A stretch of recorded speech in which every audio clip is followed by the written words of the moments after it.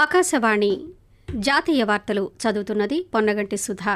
ముందుగా ముఖ్యాంశాలు.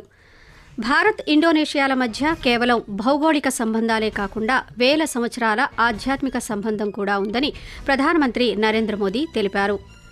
ప్రయాగ్రాజ్లో జరుగుతున్న కుంభమేళాలో వసంత పంచమి నాడు అమృత స్నానం సందర్భంగా భక్తుల రద్దీని దృష్టిలో ఉంచుకుని రైల్వే శాఖ విస్తృత ఏర్పాట్లు చేసింది. ఢిల్లీ ఎన్నికల నేపథ్యంలో ఈరోజు ఆర్కేపురంలో జరిగిన బహిరంగ సభలో భారతీయ జనతా పార్టీ సీనియర్ నేత ప్రధానమంత్రి నరేంద్ర మోదీ ప్రసంగించారు. మహిళల అండర్-19 T20 ప్రపంచ కప్ 2025 విజేతగా భారత్ నిలిచింది. ఇక వార్తల వివరాలు. భారత్ ఇండోనేషియాల మధ్య కేవలం భౌగోళిక సంబంధాలే కాకుండా వేల సంవత్సరాల ఆధ్యాత్మిక సంబంధం కూడా ఉందని ప్రధానమంత్రి నరేంద్ర మోదీ తెలిపారు. జకార్తాలోని శ్రీ సనాతన ధర్మ ఆలయం మహాకుంభాభిషేక కార్యక్రమంలో ప్రధానమంత్రి ఈరోజు దృశ్య మాధ్యమ విధానంలో పాల్గొన్నారు. ఆలయ ప్రారంభోత్సవాన్ని ఒక స్మారక మైలురాయిగా ఆయన కొనియాడారు. ఈ ఆలయాన్ని ఆధ్యాత్మికత, సంస్కృతి, ఐక్యతకు దీటుగా ప్రధానమంత్రి అభివర్ణిస్తూ, जकार्ता के मुरुगन टेम्पल के महाकुंभ अभिषेकम जैसे पुनीत कार्यक्रम का हिस्सा बन रहा। जकार्ता से सैकड़ों किलोमीटर दूर हूं, लेकिन मेरा मन इस आयोजन के उतने ही करीब है जितना भारत इंडोनेशिया के आपसी रिश्ते। मैं आप सभी को और भारत इंडोनेशिया समेत दुनिया भर में भगवान मुरुगन के करोड़ों भक्तों को जकार्ता टेम्पल के महाकुंभ अभिषेकम की बधाई देता हूं. వసంత పంచమి పండుగ సందర్భంగా రాష్ట్రపతి ద్రౌపది ముర్ము ప్రధానమంత్రి నరేంద్ర మోదీ దేశ ప్రజలకు శుభాకాంక్షలు తెలిపారు.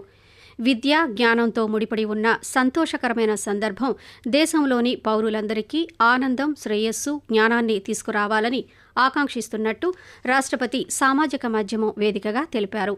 భారతదేశాన్ని ప్రపంచ విజ్ఞాన కేంద్రంగా స్థాపించాలని రాష్ట్రపతి పేర్కొన్నారు. ప్రయాగ్రాజ్లో జరుగుతున్న మహాకుంభమేళాలో వసంత పంచమి నాడు అమృత స్నానం సందర్భంగా భక్తుల రద్దీని దృష్టిలో ఉంచుకుని రైల్వే శాఖ విస్తృత ఏర్పాట్లు చేసింది. వివిధ రైల్వే స్టేషన్ల నుంచి 400 కంటే ఎక్కువ ప్రత్యేక రైళ్లను నడుపుతున్నామని రైల్వే శాఖ ఒక ప్రకటనలో తెలిపింది. నార్త్ సెంట్రల్ రైల్వే ముఖ్య ప్రజా సంబంధాల అధికారి శశికాంత్ త్రిపాఠి మాట్లాడుతూ, భక్తులకు వైద్య సేవలు అందించేందుకు అన్ని రైల్వే స్టేషన్ల ప్రాంగణాల్లో పటిష్ట ఏర్పాట్లు చేసినట్టు తెలిపారు.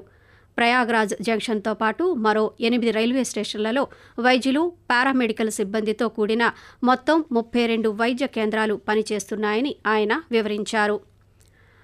మహాకుంభమేళాలో వసంత పంచమి నాడు త్రివేణి సంగమంలో పుణ్యస్నానాలు ఆచరించేందుకు భక్తులు అధిక సంఖ్యలో వస్తున్నారు.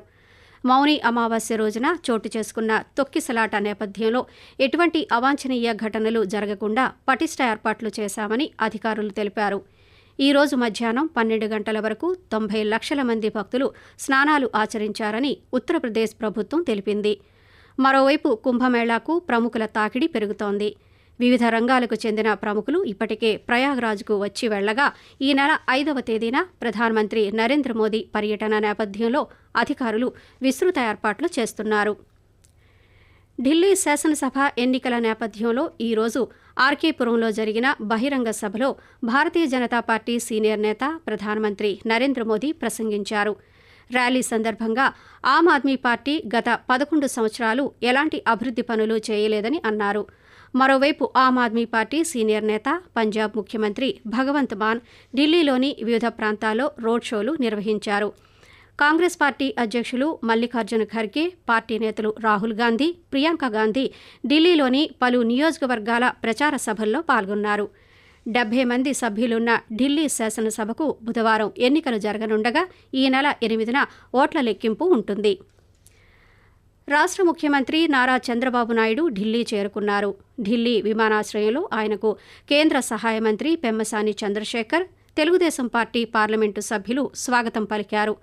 ఢిల్లీ ఎన్నికల నేపథ్యంలో భారతీయ జనతా పార్టీ అభ్యర్థుల తరఫున చంద్రబాబు నాయుడు ఎన్నికల ప్రచారంలో పాల్గొననున్నారు.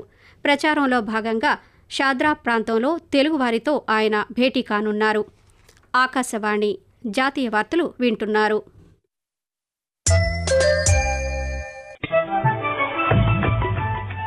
నిరంతర వార్తా విశేషాల కోసం ఆకాశవాణి సామాజిక మాధ్యమ వేదికలైన news on air YouTube channel ను, newsonair.gov.in వెబ్సైట్ ను, ట్విట్టర్ లో ఆల్ ఇండియా రేడియో న్యూస్ ను వీక్షించండి.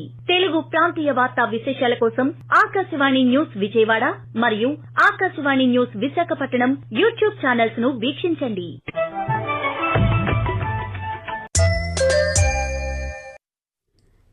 ఇజ్రాయెల్ నూతన సైన్యాధిపతిగా మాజీ మేయర్ జనరల్ ఇయల్ జమీర్ నియమితులయ్యారు. ఈ మేరకు దేశ అధ్యక్ష కార్యాలయం ఒక ప్రకటనలో పేర్కొంది. ఈ నియామకాన్ని ప్రధానమంత్రి బెంజమిన్ నెతన్యాహు, రక్షణ మంత్రి కాడ్జిలు సంయుక్తంగా చేశారని ప్రధానమంత్రి కార్యాలయం ఒక ప్రకటనలో తెలిపింది. 2023 అక్టోబరు 7న జరిగిన మిలిటెంట్ సంస్థ దాడిని నిరోధించడంలో భద్రతా వైఫల్యానికి బాధ్యత వహిస్తూ ఇజ్రాయెల్ సైన్యాధిపతి లెఫ్టినెంట్ జనరల్ హెర్జీ హలేవి ఇటీవల తన పదవికి రాజీనామా చేశారు. మార్చి 6న తాను బాధ్యతల నుంచి వైదొలుగుతున్నట్టు ఆయన ఒక ప్రకటనలో పేర్కొన్నారు. ఈ క్రమంలోనే ఇజ్రాయెల్ తన కొత్త సైన్యాధిపతిని ప్రకటించింది.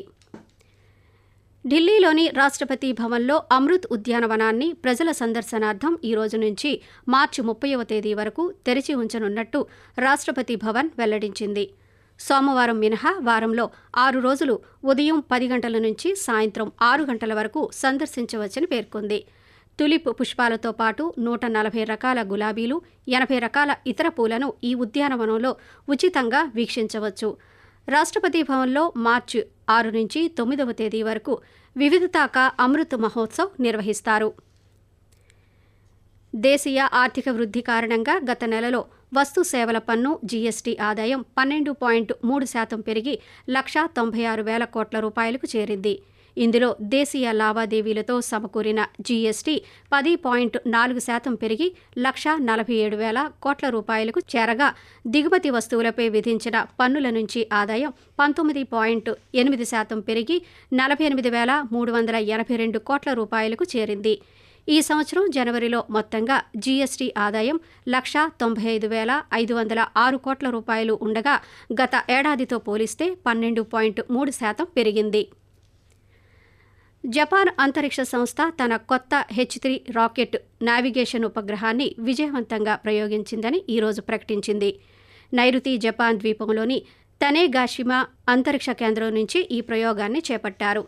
దాదాపు 2 వారాల్లో ఇది లక్ష్య భూగోళ కక్షకు చేరుకుంటుందని అధికారులు తెలిపారు. జపాన్ ప్రస్తుతం క్వాసీ జెనిత్ శాటిలైట్ సిస్టమ్ కలిగి ఉంది. ప్రాంతీయ నావిగేషన్ సిస్టమ్ కోసం 4 ఉపగ్రహాలు 2018లో మొదటిసారిగా అమల్లోకి వచ్చాయి. ప్రస్తుత ఉపగ్రహం దాని నెట్వర్క్లో 5వది. డెహ్రాడూన్లో జరుగుతున్న 38వ జాతీయ క్రీడల్లో స్వర్ణ పతకాన్ని కైవసం చేసుకునే క్రమంలో మధ్యప్రదేశ్కు చెందిన షూటర్ ఆషీ చౌక్సే మహిళల 50 మీటర్ల రైఫిల్ 3 పొజిషన్స్లో జాతీయ రికార్డును నెలకొల్పింది. 2023లో హాంగ్జౌ ఆసియా క్రీడల్లో 50 మీటర్ల రైఫిల్ 3 పొజిషన్స్లో రజతం, 10 మీటర్ల ఎయిర్ రైఫిల్ టీమ్ ఈవెంట్లో రజతం సాధించిన 22 సంవత్సరాల చౌక్సే ప్రస్తుతం 598 పాయింట్లు సాధించి 2023లో సిఫ్ట్ కౌర్ సమ్రా నెలకొల్పిన 594 రికార్డును అధిగమించింది. మహిళల అండర్ 19 T20 ప్రపంచ కప్ 2025 విజేతగా భారత్ నిలిచింది. కౌలాలంపూర్ వేదికగా జరిగిన ఫైనల్స్లో దక్షిణాఫ్రికాను 9 వికెట్ల తేడాతో ఓడించిన భారత జట్టు వరుసగా 2వసారి అండర్ 19 ప్రపంచ కప్ టైటిల్ను అందుకుంది. తొలుత బ్యాటింగ్ చేసిన సౌత్ ఆఫ్రికా నిర్ణీత 20 ఓవర్లలో 82 పరుగులు చేసింది. అనంతరం బ్యాటింగ్ చేసిన భారత జట్టు లక్ష్యాన్ని 1 వికెట్ కోల్పోయి 11.2 ఓవర్లలో చేరుకుంది. ఆకాశవాణి జాతీయ వార్తలు ముగించే ముందు ముఖ్యాంశాలు మరోసారి. భారత్ ఇండోనేషియాల మధ్య కేవలం భౌగోళిక సంబంధాలే కాకుండా వేల సంవత్సరాల ఆధ్యాత్మిక సంబంధం కూడా ఉందని ప్రధానమంత్రి నరేంద్ర మోదీ తెలిపారు. ప్రయాగ్రాజ్లో జరుగుతున్న కుంభమేళాలో వసంత పంచమి నాడు అమృత స్నానం సందర్భంగా భక్తుల రద్దీని దృష్టిలో ఉంచుకుని రైల్వే శాఖ విస్తృత ఏర్పాట్లు చేసింది. మహిళల అండర్ 19 T20 ప్రపంచ కప్ 2025 విజేతగా భారత్ నిలిచింది. ఆకాశవాణి జాతీయ వార్తలు ఇంతటితో సమాప్తం. రేపు ఉదయం 6:45 ప్రాంతీయ వార్తలు వింటారు.